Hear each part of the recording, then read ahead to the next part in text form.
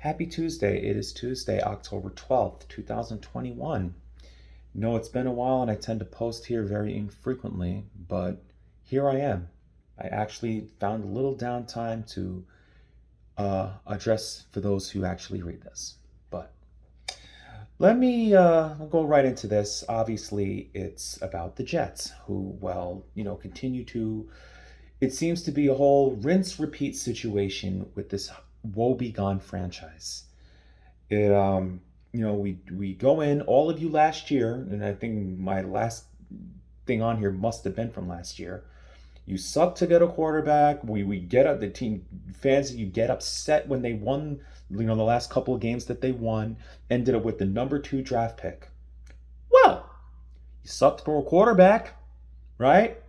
Got one of those hot stud quarterbacks, just not the one that we wanted, or most of you wanted. Okay. And by the way, how's that quarterback doing? By the way, you know, 5 games into the season, how's he doing? Hmm. So we draft Zach Wilson, a kid who looks like he's about 12 years old, barely out of junior high, and it's I know it's the frustration of the fans because we're generation after generation after generation. We're tired of losing. We're tired of being teased. We're tired of being mocked. We're tired of a lot of things. Okay? We're tired of it all. And obviously, for some of us, our patience has just run thin with this constant nonsense of finding every little way to lose and not be satisfied and not be any of this, that, and the next. Okay? So, Zach Wilson, a kid who looks 22, whatever he is, looks like he's about 12. Okay? Oh, he's a stud. He's great. He's going to do us wonders. I mean, he's a rookie. He's only 5 games into his professional career. But, the mistakes I'm seeing out of this kid. You guys were so quick to run Mark Sanchez out of town once the AFC Championship runs were done and everything else in between. At this rate, this kid is not looking that great. He has no medium range throws. He always, it's great. I see his feet always eluding the defensive lineman, and that's great, but he always wants to show off and just chuck it downfield and go for the coup de grace. And you realize you can't have that. You can't have that all the time. You can't. And how many times has he forced it up and he's paid the piper? 5 games, 9 interceptions. That Patriot game, the second game of the year, was so bad. It was so bad. It's like you sit there and you're like, why don't they just bench him? The following week, he was done no better. Granted, if you think about it let's look at the Jets as a whole. Okay, before I go more into Zach Wilson, let's look at the Jets as a whole. They're 1-4 in the first 5 games of the year. Okay? They don't show up in the first quarter of games, as we've seen in the first 5 games how they think playing only two quarters of football will win them football games, or maybe lucky 2.5.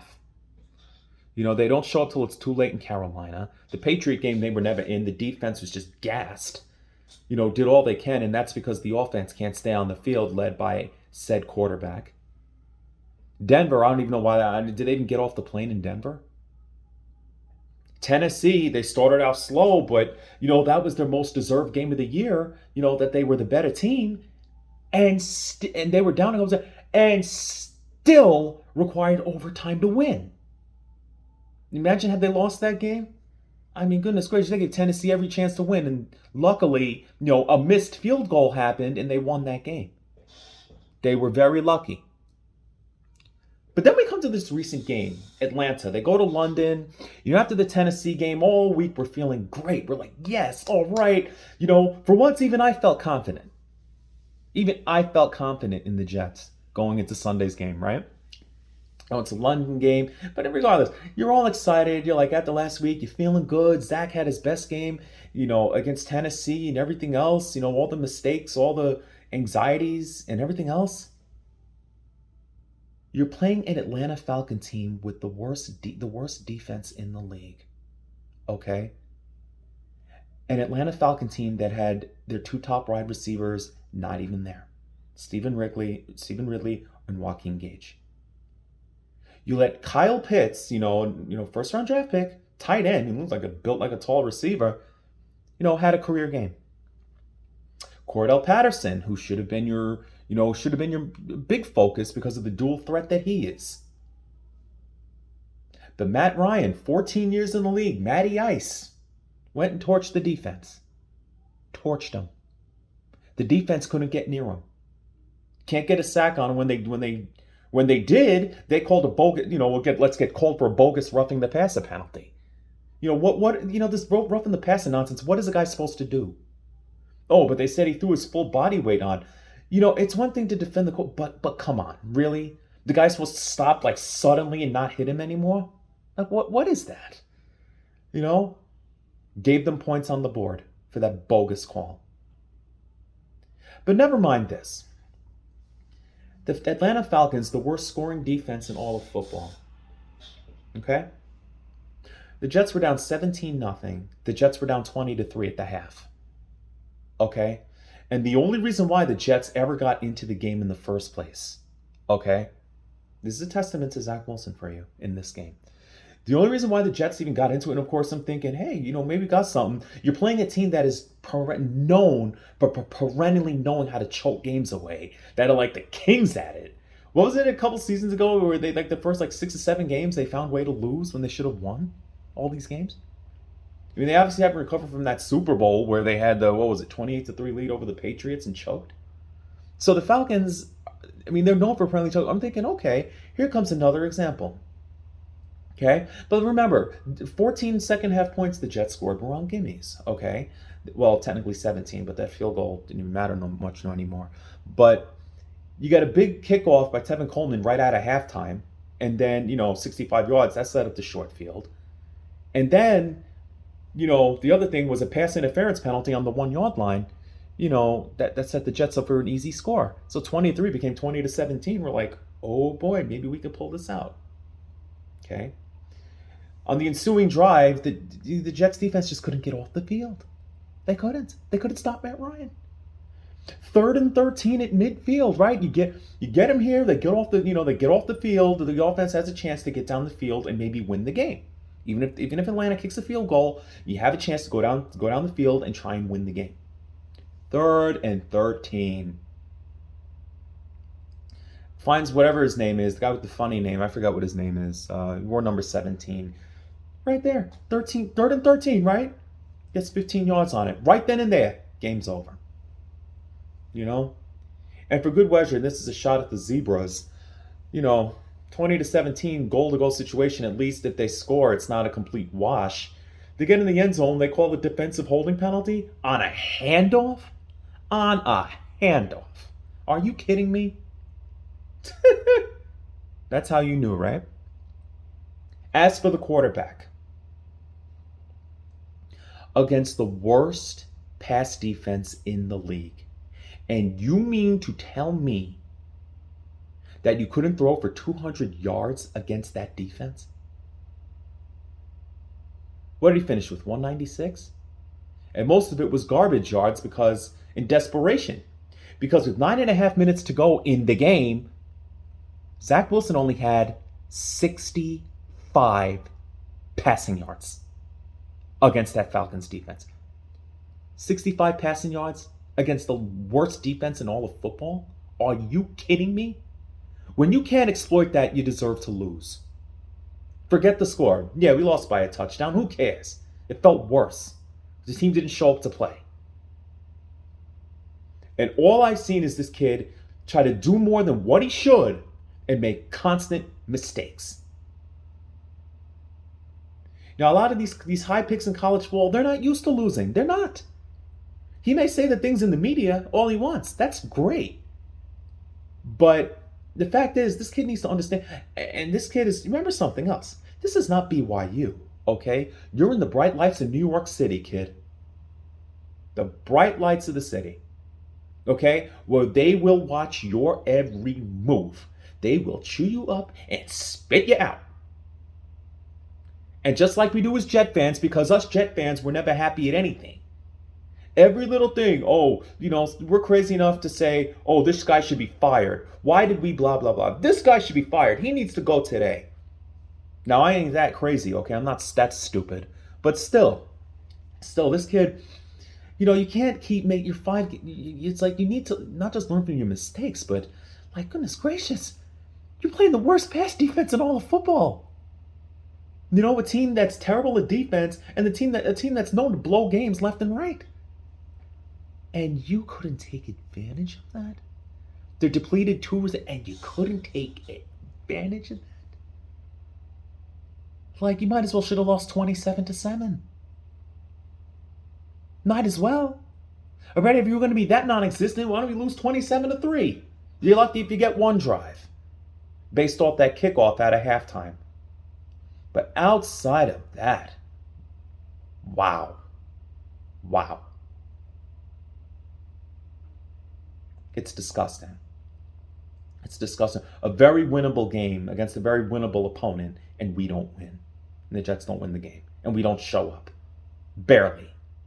When you try to get back in the game, it's too late. Forgetting the fact that we were down by 17 at the half and got within 3. It was a tease. You knew. All that confidence that I can't, gone. Gone. We're like, what are you doing? What are you doing? Matt Ryan had his way with the Jets. Everything.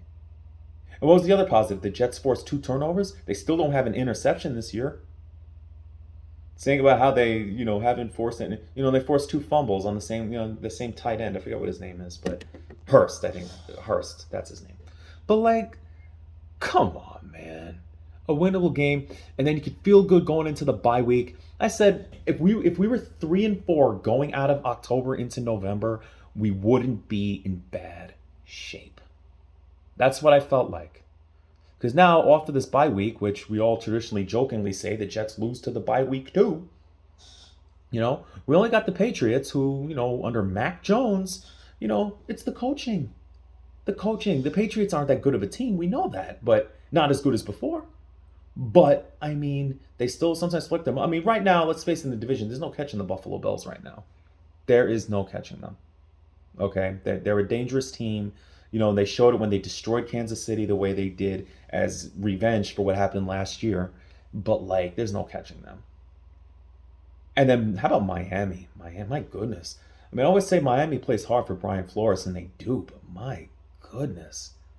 What a really big disappointment to start. I will say that.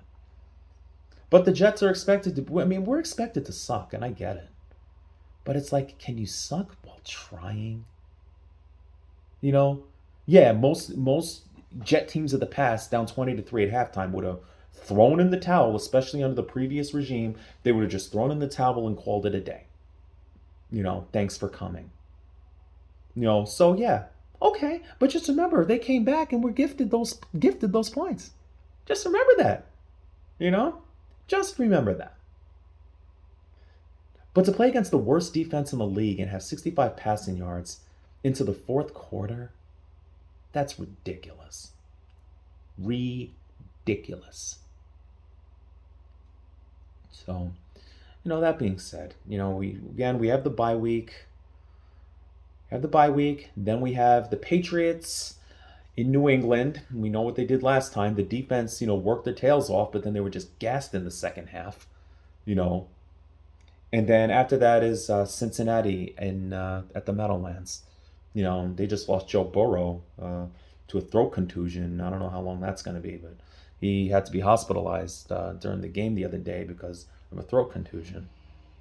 So we'll see the status of that. But, that's the end. That wraps up October. Like I said, I expected 3-4. Looks like more chance of being 2-5, maybe even 1-6. And things will really be done. And once again, by October, it proves the Jets are irrelevant. Irrelevant. Even with better talent, and we're still irrelevant. We used to have a tradition of first-time coaches making the playoffs. Well, for the last 2, we haven't, and it's about to be 3. All gas, no brakes, right? All gas and no That's the new philosophy. And of course, as usual, we get sucked into it. you know? But it's a rebuilding process. A rebuilding process. What about these players that we drafted? Our offensive, our wide receivers, where are they? Denzel Mims, what is this going on with him? He sees the field and makes a couple of nice plays yesterday. But over the past few weeks, where has he been? Why is he not playing? What's going on? You know? Elijah Moore. Apparently, did he have a concussion or something? Was he a little bit kind of weak last on Sunday? Like, what's going on here? Why? Corey Davis is very hit or miss. I like him, and he and Zach have good chemistry, it looks like. But dropping easy passes and everything in between. But let's not forget something. Zach has been not exactly the most responsible quarterback either. 9 interceptions in 5 games. Yeah, liking him to Peyton Manning, who cares? Okay? I know, it's one season. I know. I understand.